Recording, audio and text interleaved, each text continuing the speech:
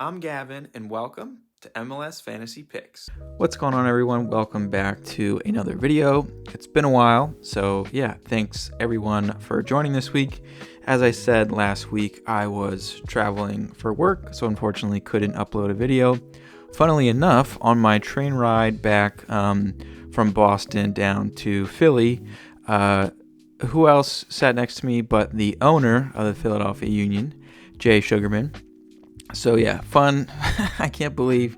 I mean, he pulled out his phone, started watching Union highlights. So yeah, confirmed it was definitely him. Chatted to him for a bit, told him about the channel. Yeah, he was on his way to the midweek Galaxy game.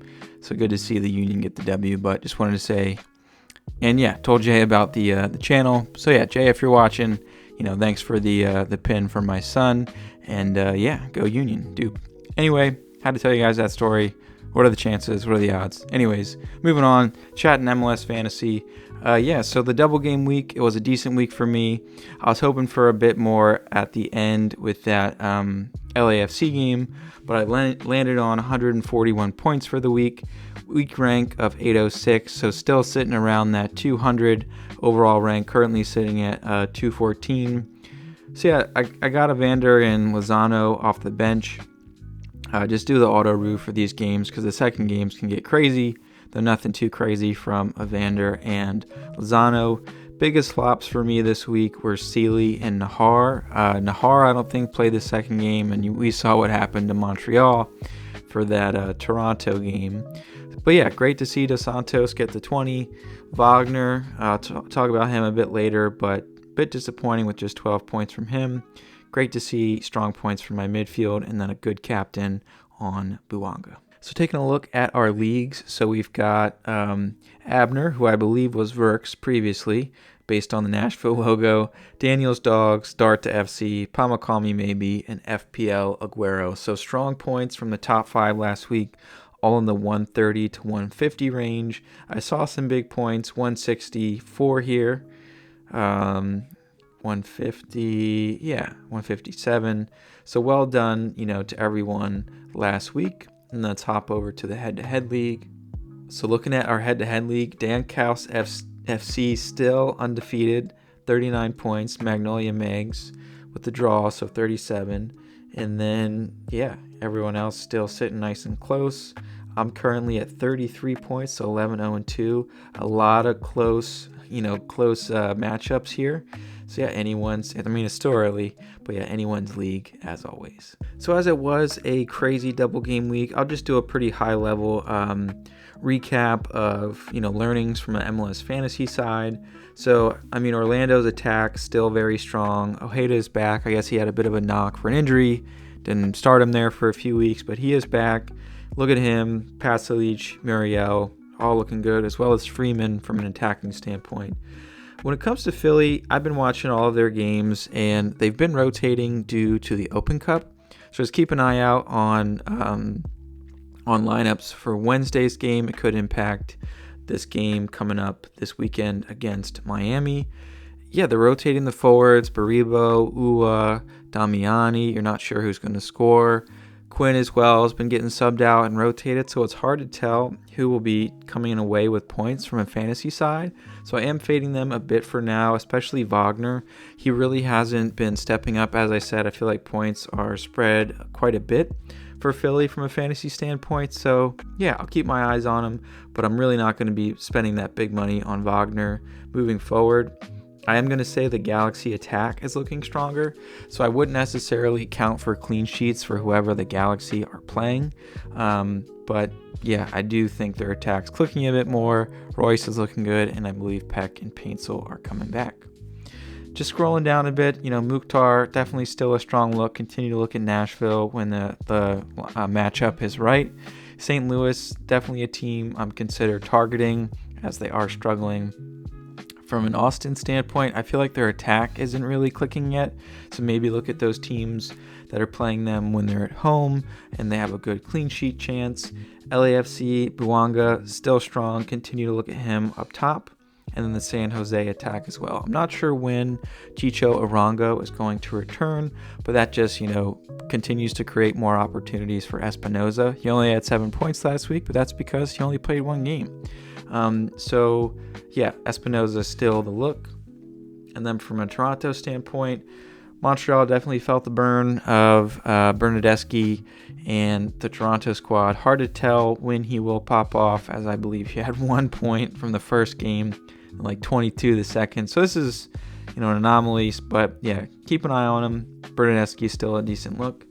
And then also continue to look at Chicago's attack. So Gutierrez in the midfield, Zinkernagel, Kuipers, it's sort of spread between them, Bamba as well. But it looks like Gutierrez is probably on PKs, so if you do pick one, maybe look at Gutierrez, and then if you need a striker, of course, that's Kuipers. All right, so key considerations for this round. We've got Open Cup, so New England, Chicago, San Jose, and Portland have played already. It looked like they rotated a good amount, so may not impact our fantasy starters. Other teams playing this week, the Red Bull, FC Dallas, Orlando, Nashville, Philly, DC, Charlotte, Minnesota, St. Louis, Austin, Houston. Just keep an eye on lineups. It could impact, who's starting this weekend for fantasy. No teams on bye this week, and definitely take a look at the injuries and suspensions as they come out before each game week. Taking a look at my locks for the week, these are my favorite players for the week that I will be starting, most likely captaining, and will not be scrubbing out. Taking a look at my locks for the week, so for defense, only lock for me is Freeman. I like the clean sheet chance and attacking threat that we get from Freeman. So he's the only defender that I'm locking this week. Probably doing a lot of switcheroos for my defense. Midfield, these three solid locks for me, not being scrubbed. Rusnak, that matchup is too nice. It's the first matchup of the week. So if Rusnak isn't starting, there's so many midfielders that I like this week I'll talk about soon. Easy way to switch. Dreyer as well. He's a lock for me. It's a great matchup against the Galaxy.